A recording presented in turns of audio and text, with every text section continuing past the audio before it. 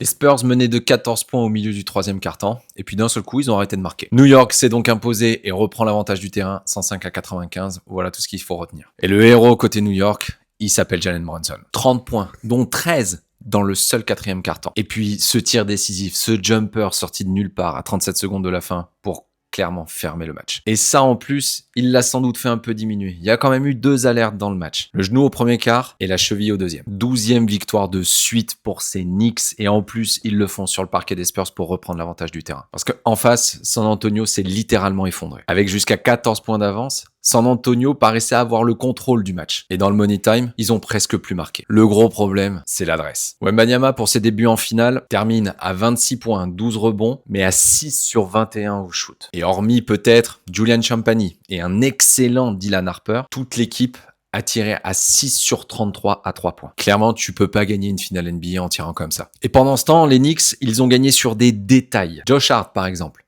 3 points seulement, mais 15 rebonds, 6 passes, et 4 interceptions. Vraiment le sale boulot incarné. Et puis il y a eu les secondes chances, les rebonds offensifs, exactement ce que j'avais pointé comme force avant le début de la série. Et puis côté Spurs, moi, il y a un truc que j'ai pas compris.